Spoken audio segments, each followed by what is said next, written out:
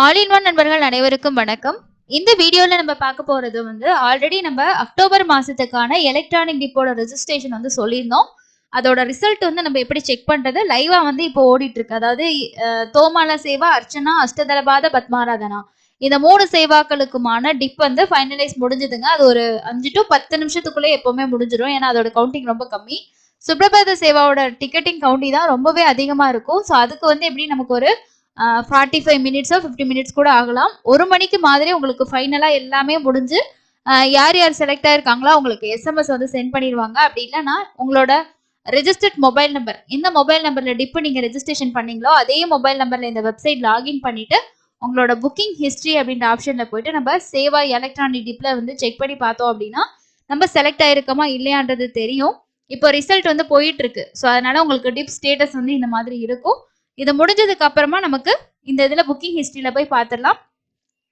நீங்க செலக்ட் ஆகிருக்கீங்க அப்படின்னா அதுக்கான பேமெண்ட், நீங்க என்ன சேவாவுக்கு செலக்ட் ஆயிருக்கீங்களோ அந்த சேவாவோட பேமெண்ட் நம்ம பண்ற மாதிரி இருக்கும். இப்போ லைவா கண்டக்ட் பண்ணிட்டு இருக்காங்க. லைவா சுப்ரபாத சேவாவுக்கான செலக்ஷன் நடந்துட்டு இருக்கு.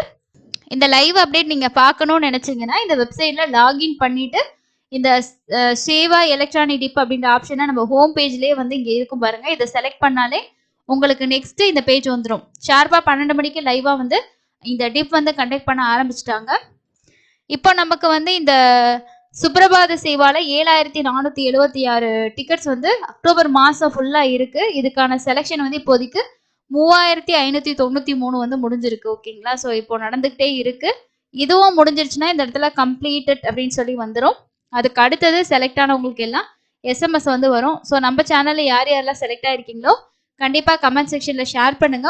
ஒரு மணி மாதிரி செக் பண்ணி பாருங்க. எல்லாமே முடிஞ்சு உங்களுக்கு அப்டேட் வந்துடும்.